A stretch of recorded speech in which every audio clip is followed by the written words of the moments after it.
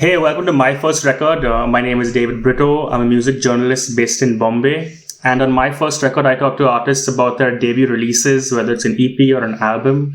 And today I'm joined by Delhi-based singer-songwriter Dhruv Visvanath, who released his debut album Orion in 2015. And I'm excited to have him today because he's the first non-Bombay-based artist I've had on the show. So hey Dhruv, what's up, man? And how have you been?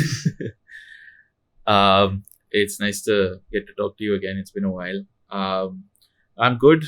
I've been sitting in this room here where we're talking right now and just making music and trying to make the most of the lockdown by just trying to be as active and as creative as I possibly can. And that's pretty much it. I wish I had more to tell you, but I am slowly getting fatter, and as if that wasn't already possible for me. But Well, I'm just trying to make the most out of this whole thing. How are you doing? I'm good, man.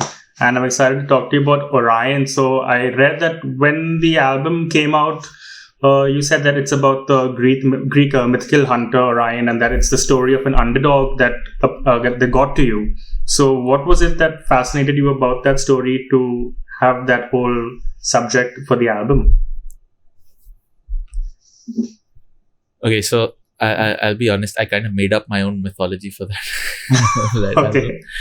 The whole thing was that I was trying to sort of lean into my own creative sensibilities and think like, okay, what's the most adventurous story I can come up with for this piece of music that I've made. And I think each of the songs had their own story, but I kind of made up my own story as I went along the way. I think the whole exercise of it was to see how adventurous and how cool it would be to come up with a really cool way to sort of tell a story, and a really cool way to sort of I actually kind of felt like if this was a creative writing competition, the story would have probably come second or third or something like that, because it's so imaginative. Because the whole thing was like I kind of made this story about how somebody becomes a constellation in the sky, how this hunter Orion had lost his family, and then because of the battles or whatever they faced and all that, he is forced to fight for his family's freedom against beings that are far more powerful than him. And when he loses the battle, the beings find that as they let his family free, but also honor him with being set amongst the stars. And that was like the whole journey, I thought, which would be great to sort of put up. But now that I look back, it just sounds so stupid and sounds so silly. But I believed it at the time. I thought that it was such a nice story for, if ever I had, kids of my own, or like, grandkids or something, and it'd be such a great way to sort of, talk about the, like an urban legend or like a myth or something like that. It just felt like I was making up a myth on my own, and it felt emphatic, it felt powerful, and it felt real to me. You also put the record out via Vishal Dadlani's label, Vishal Likes This. So how did that come about?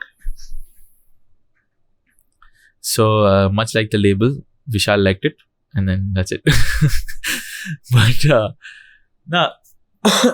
no, I think it was 2013. I was performing at this festival in Hyderabad called City of M. It was my first performance in Hyderabad, and it was in like it was in this resort, like a fair bit outside the town. And given the time and given the everything or whatnot, I realized that I had never met Vishal before. And that day we just ended up talking, and he's like, "Oh, cool. Listen, I really want to do this. Do you want to get on board?" I'm like, "Sure." But nothing happened until like 2 years later, which was in 2015. And, when I decided to really take it on, when I left my job, when I thought I'd take music full time, and this was the best way for me to sort of get into it, because I really thought that I could start my full-time career with something amazing, and this was the best start I could possibly imagine. And yeah, I had originally written maybe 18 or 20 songs at the time. No, I had written more, but I had chosen about 20-21 songs for the album, and we rifled it down till about 14 or so.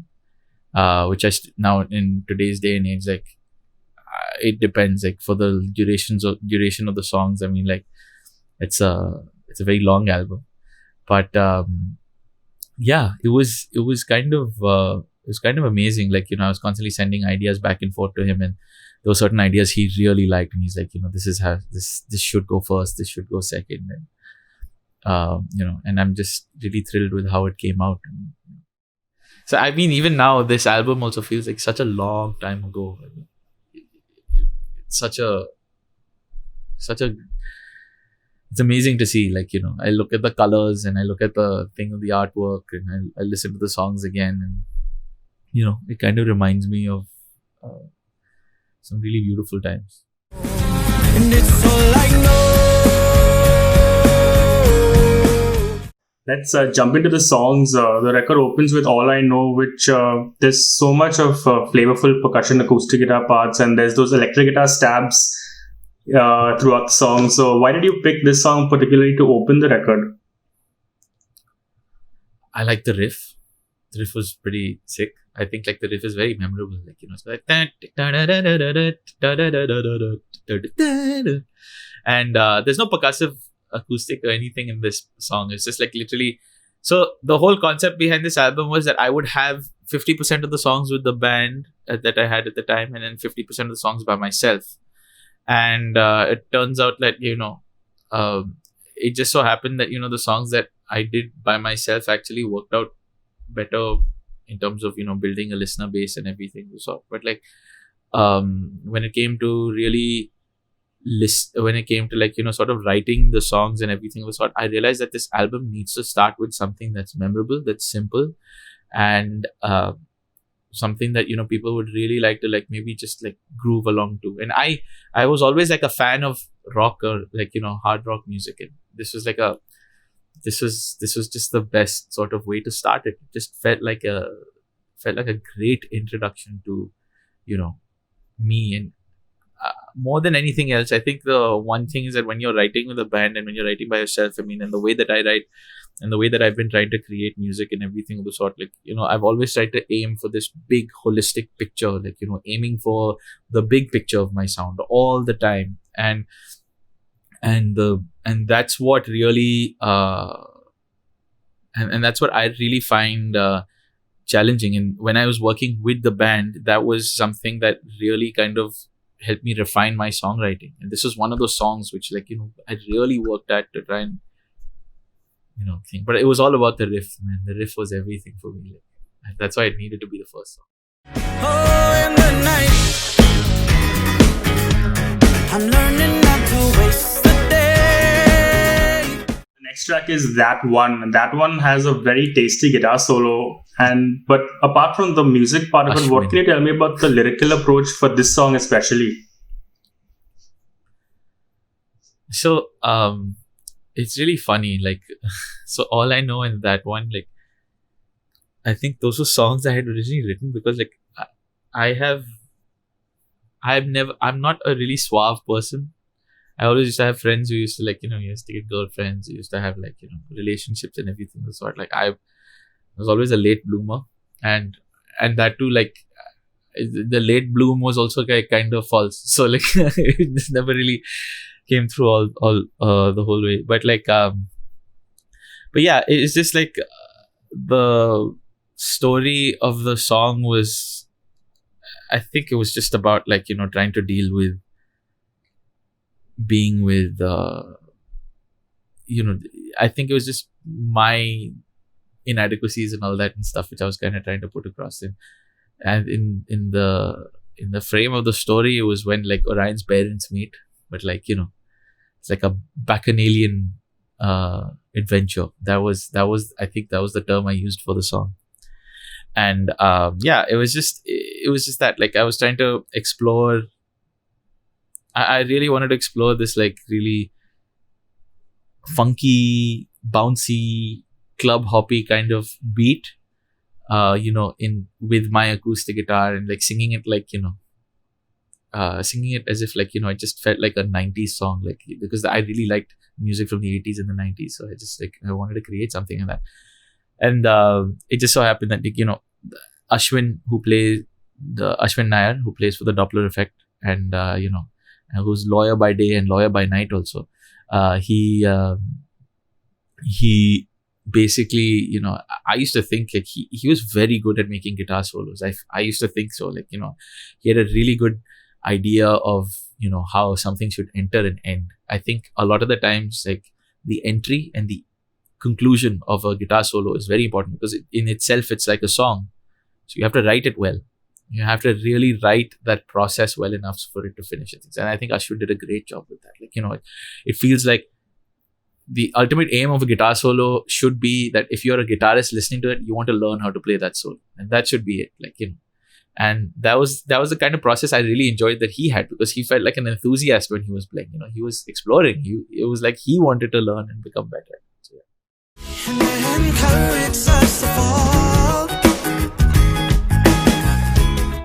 The next song is Drunk, where there's a change in pace in the album. There's so much happening in this song with guitar parts. The guitar parts are holding a groove, the melody, and there are sparkling voicings. Is this song, I could be wrong, but is this song in like an alternate tuning as well? Because you're known for that. So No? So these three songs are all on standard tuning, half step down. Okay, half step down. But the beauty of this song was that, like, I personally thought that it wasn't my strongest song, but everybody else who sort of played on it and listened to it, and even today, like, people still really enjoy it. Like, I still get like a lot of comments for it and stuff like that. But I don't know what it is. I don't know. The song didn't really seem to connect with me, because I think I wrote it about something I don't really. I wrote it actually for the last time I ever got drunk, and that's it. Like, it's just about the fact that, like, when I became an idiot, and, like, I was like a bit of an idiot or whatever, but that's pretty much it. Like,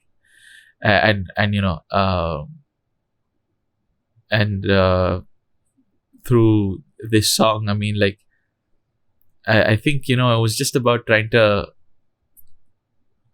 the funny thing is, my dad would sing this like song, the Bacardi song, like, na na na na na na na, na na na na. And I realized, like, that's a very jolly way to talk about alcohol. It's a very thing. Like, I wanted to take the same twist, like, that really bouncy twist back and forth, that swingy feel of, like, where music is just like, it doesn't feel right, but it also feels like, you kind of fall into place with it. And I think that was mostly what the song was. And more than anything of the sort, like, I really wanted to write a song about, like, how much of an idiot anybody can be. So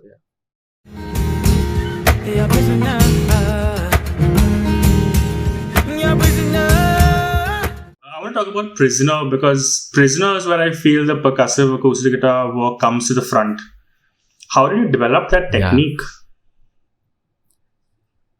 I was really bored, man. Like, I wish I had a better answer, but the reality of it was that I had I had the guitar on me one day, and I was kind of fiddling with tunings and everything of the sort. And I think in the time that I've been writing music, up until the point that I wrote Prisoner, which was in 2011, so 4 years before the record was actually released and all that and stuff, I remember I'd put a video out before going on a family holiday or something. We had gone to Kashmir, I think, that year. And I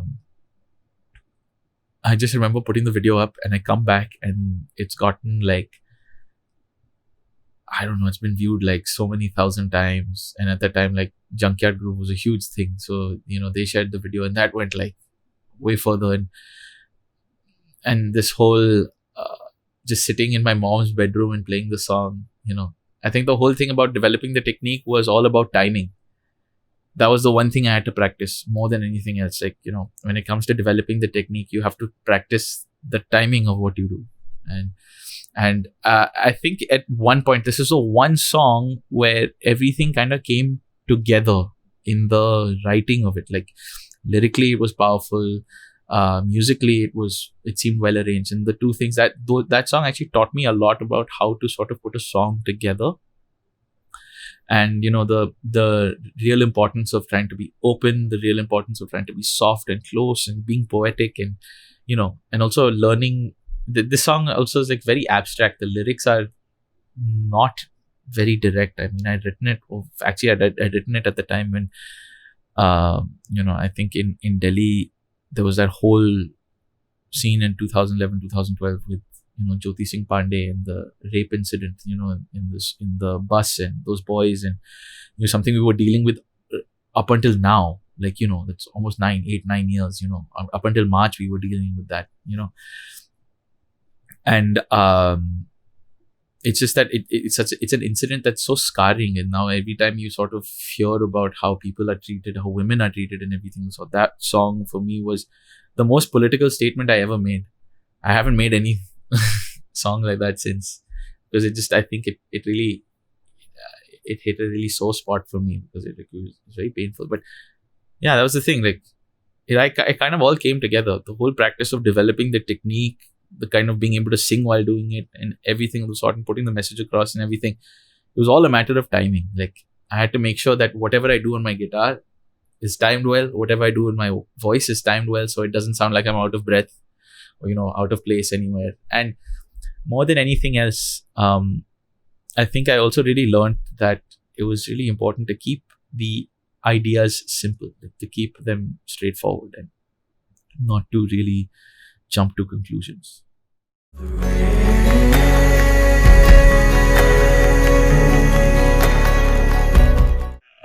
Well, the Enigma has a cool music video attached to it. What do you remember from putting that video together and the experience of being on a shoot for that video? That was my first big video shoot, like my first proper, like inside a studio.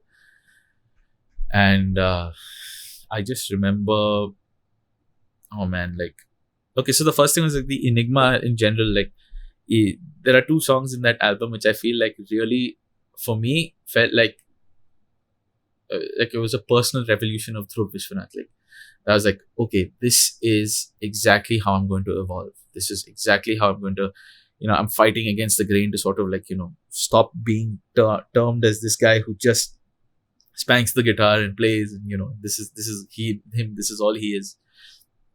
I wanted to change that definition, and the Enigma was that song. Like, Redemption and Enigma, these two songs, they were the epitome of like, what I could become. Like, it was just like this direction I was pointing towards. I was sitting in the studio. I mean, like, I'll be honest, the video is not very enthralling. It's just like, me in a single light in darkness, just playing some songs. That's it. Like, but it was filmed really well, and it was like an experience, because we kind of did like, we took silhouette shots, we took like a lot of things, we tried to figure out the lighting in different ways, but we did it in one day. I didn't have to come in a second day to do it and all that, and that's it. Like, it was just a simple thing. Like, I didn't have to think too much about it, and I wish I maintained that train of thought to make more videos, but I didn't. But like, I'm just glad it came for that song, because that song really needed a story, it needed a visual, it needed something to it needed something to talk about, it needed some, it needed a way to be heard more, and I'm so glad that was a song that has a video for it. Thank you. Now we go for days. Well, 4 is my personal favorite song from the record, and a lot of people that I've talked to also have said that song stands out. Why do you think people gravitate to 4 so much? And in the lyric also, because, when you sing the chorus, it's 4 and 4, so it sounds so like unique to hear that. Doing that. Yeah, it's awesome, because it means so. It could mean two different things. So, like, why do you think people gravitate to this song in particular? Because 4 is better than 3. It's also better than 2. 4 square rooted is 2. Boom, math. It's like that Big Shaq song. 1 + 1 is 2. No, 2 + 2 is 4. -1 is 3. Quick maths. But like, I just I think, with the song, a lot of my songs, like I'll be honest, like I write very spontaneously. I don't really think about them so much. I go with the flow. I'm just writing the song as it comes to me, and I don't really think about how if I'm honest, I don't really think about how things are going to come together, because the whole idea of the song was to feel like it was just to feel like I had I was cast away on an island. I was stuck. The idea was that like I was lost, but I'll be back. That was little as it was. And again, this is one of the songs that a lot of other people appreciate, but I don't, for some reason. I don't know what it is like about it. Like it feels strange, like, to me. Like there's certain songs which I feel like are really powerful and everything of the sort, and certain songs I just don't connect with. But I'm just really glad that this was, it came out the way it did, because this was again like I think another path on the slow evolution to who I was as a musician and as an artist and everything. Like it was just something that where I remember, I really worked on building harmonies. I really worked on making guitar layers and widening the sound of the guitar. And it was so clean the way it was recorded as well. Like, Viraj Mohan, the guy who goes by the name of Karajimo, he was the recording engineer at the time for the album. Basically helped me produce it as well. Like, I remember sitting in the room and, he was miking it, and we were doing a bunch of takes over and over again, because I wasn't happy with certain things, doing vocal takes, doing everything in that studio space of his. It was just mind-blowing, because I think his patience and all that in the process really helped me get a good idea of things, to really get, the best I could out of the song. I'm really glad that he spent the time with me, over the 2-3 days that we did record that song, to get those ideas as best as possible. And I also, in that way, like, the song is in a 6/8, it's in a different beat, it's a different rhythm, and it feels like it's in a normal 1, 2, 3, 4, 1, 2, 3, 4. It's got that vibe, but in actuality, the song is like 1, 2, 3, 4, 5, 6, 1, 2, 3, 4, 5, 6, 1, 2, 3, 4, 5, 6, 1, 2, 3, 4. I'll be gone, oh, I'll be gone. So like it kind of plays again to the rhythm. It plays with the words a bit. It was just that, like, the experiment of making the song was in such that I was dealing with it like it was a fun project. Like, this is a fun way to just be acoustically challenging in a way. So yeah. I want to take a moment to appreciate the instrumentals on the record. There's How to Steal a Car, Humblebee, and Rain. What's your process when it comes to composing instrumentals as opposed to songs with lyrics and singing? Instrumentals are really tough. I feel like they're much tougher with, because I think for some reason I feel like my ability to play the guitar has deteriorated over the years in that kind of way. But like when it came to that, so How to Steal a Car was born off of this small project I was doing in between, where in my off time at work, I would call people home and I'd be like, let's write a song in a day. Let's just do it then. And I did that. Like I did that maybe 3 or 4 times. I did that with Kamakshi Khanna. I did that with Pranav Bawa. I did that with Nabam Takkar. And I did one with Ashwin Nair, who eventually also ended up playing with me. But this song, How to Steal a Car, was one I did with him, because it was just I think the journey of the song in terms of like how it sounds and how it feels and everything was sort of like all the percussion is from the acoustic guitar. The claps and snaps are all natural and everything. And then it's just the guitar that's been added over and above it. So the whole exercise of, building the song together was just that. The way we had written it in a day was exactly how we played it on the record. Pretty much it. There was nothing else that was different about it. So that was interesting. And we only performed the song once live. I don't think we played it more than that. Then I think for Humblebee was a song I also wrote in 2011. It was like, it's a 7-minute long piece and it's quite repetitive and everything of the sort. But it was just that little melody in the beginning. My mom really loved that melody as well. Like, it was a really nice, that like really flowing melody and all that stuff. I had this, and also I have this thing where I sometimes I write in a beat of a 6 or a 3 or something, and I don't really realize it. This was one of those. This was one of those songs, and yeah, this was supposed to be like a melancholic epic. It was just supposed to feel like a happy song about, you know, the life of a bee, almost, like, that how, or as how that, for all the grandeur that we sort of stare at our lives with, and for all the little things that we kind of hope for in our own life, I think that there's a lot of things that we need to learn to accept with a sense of humility, and that's why humble be. So, like, that's why the sort of keep your feet on the ground, and and no matter how hard life rocks you, you just you get back up, and you just, what's that? There's that line, keep on keeping on. That's it. Like, that's pretty much it. And finally, rain again was another facet in the Dhruv Visvanath growth history lore, if for anybody who wants to know. But like, I wrote it in 2014 when I bought. So in my first salary that I got from my job, I bought recording equipment.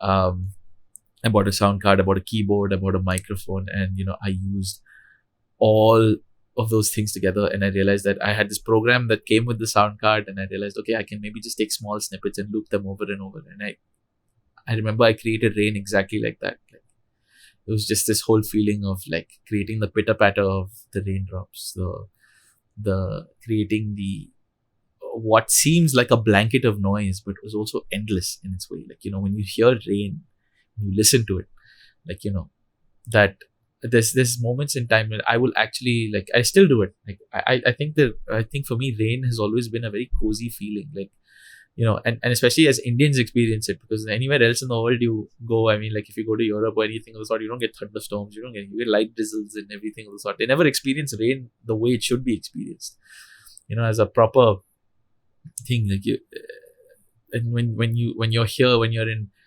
India, when you're in this subcontinent, rain becomes an occasion. It becomes like this. Oh, it's raining outside. Or it's like, okay, yeah, fine, it floods, but also there's that whole effect, like, especially if you're in Delhi, like, the weather is so hot, like, the temperature literally jumps by 5-10 degrees sometimes just to cool down the city, and the effect that it has, the calming effect that it has on a person is so therapeutic, it's so cathartic. Like, how does one sort of get themselves past that, get them to enjoy that experience more? And that's basically what I had done with that. Like, that was Rain for me. And it was all about creating this beat. And I remember taking this to Vishal's studio, and he loved this song. And then Shekhar was also there in the studio, and he listened to it. And I remember he sat quietly and he started just doing like the hand movements, like duh, duh. And he did it all wrong, like, of course, but he's like duh, duh, duh, duh, duh. Like, I just remember, but he really loved the song, and I can't get over the being in that room and just, like, kind of having them enjoy the music in that way. It was just it was surreal to me. Like, and for me, that song, I mean, more than Redemption, Enigma, or any of the other songs in the album, that song meant the most to me, because it was the one thing I felt like it had to be there. Like, that's the only song that really needed to, that out of anything else I had put out, that was the one song I felt that needed to be in that album. Looking back on the recording process of the album and putting all these 14 songs on the record, what do you remember from recording them and being in the studio and stuff? It was in Jangpura, so I remember the ham and cheese sandwiches with chutney. Those were really good. Novelty. Those were really, really good sandwiches. But I think the whole process of when it came to recording the music and recording the album, the thing was that I didn't realize how good it was until it was over. because the process of sitting in a studio, the process of like, maybe just recording an idea, watching how things are mic'd, learning about various things in terms of like, how people sort of record and produce music. These were all like important things, because I think the process of being in a studio and learning how to record in a studio, I think, is lost on people because they feel like the studio will do the work for them. But that's not the idea. You go in there with a plan, you go in there, with the mindset that you're going to achieve a few things, and you're going to make the song sound as good as you possibly can. I also learned that it was so important to be prepared, because I felt like a lot of the times, like my songs, I was kind of assembling them in the studio at that time, and I realized that a couple of the songs I had done, I realized the best way to go about it is like, make a demo, finish it off, do it as best as you can on your own. And, because then you have the representation of the idea to its fullest, from the perspective of your best ability. Like, that's it. Like, for Rain, Redemption, Enigma, these songs, like the music for them or whatever I had made at home and I assembled it there. And when it came to bringing it to the studio, the one thing was that, be prepared and have your ideas as clear as possible, because when you're going to a studio trying to articulate that to somebody else is just going to be a big problem. And even if you're working with a producer, even if you're working with another person, the vision of what you might have in mind might be, very difficult to translate. But at least if you put something down and if you wish for it to grow in a different direction, the fact of just you having it down there and present there, it gives more credibility to the idea, and the fact that you can evolve and grow from it, and also that another person can put their perspective in. But yeah, I felt like the recording process on the whole, I was there every day for how many weeks? 4 weeks, 4.5, 5 weeks. I went every day to record the music, without fail. I just, it was amazing. Like, I thought it was just phenomenal. And finally, I wanted to ask you, just looking back on the album and how it was received, what do you feel about it now, 5 years on? I think at the time that when I released it, I think it was necessary for me to put that out there, because if I hadn't, I would probably have been stuck in the same cycle of writing and creating and everything. And more than anything else, I only had one piece of work in 4 years at the time, of 4 or 5 years of being a musician. I had one thing to show for myself, and that was my first EP. And that was it. Like, I needed something else, and I realized that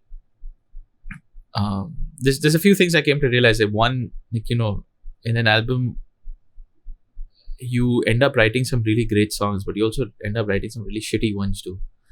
And you're kind of padding, the album almost sometimes. Like, sometimes you feel like you're not very happy with some of the songs you put on it. But that being said, 5 years on, there are songs on that album I didn't think would be as successful as I thought they'd be. Like Humblebee, for example. Like, the number of people that sort of drop me a message or like post a story about it or something like that. I never realized I wrote that song 9 years ago now. And it's so long. And I to this day, I can't believe the kind of responses I get to the song. Like, it's just, it genuinely amazes me. Like, the kind of appreciation that, the music gets. And it's just that I think for those who kind of just discover me now, I think for them, like, the kind of responses that I get, the kind of joy that I feel like for the music that I wrote, regardless of whether I wrote it today, yesterday, 30 years ago, God knows what, I'm not even 30 years old, but like, it's just that the appreciation feels one and the same. It feels absolutely magical. How am I supposed to comprehend the feeling of appreciation? I'm very bad at taking compliments. So like, I already feel like, massively indebted to the people who, just listen to the music and really enjoy it. Like, I made it with a lot of love and heart and without any consideration for what it might mean to somebody else, but except for myself. So I'm just really glad that, the appreciation, the comments, the stuff that people have to say about it has been so overwhelmingly positive. And the big thing about just having the album out was that, like, I grew from there. I released another album and now I'm releasing more music. And with every step of the way, it feels like an absolute evolution. Like, I don't feel like the same person I was 5 years ago when I was releasing that music. I feel like I'm an entirely different person. And I feel like I feel like now I make more sense every time I tell my story. And it's all thanks to the journey I had 5 years ago when making this album. Thanks a lot, Dhruv, for being part of this, man. It's been a pleasure talking to you and hope to catch up with you soon again. Yeah, man. Maybe we can watch a football game together. Definitely. I'll see you around.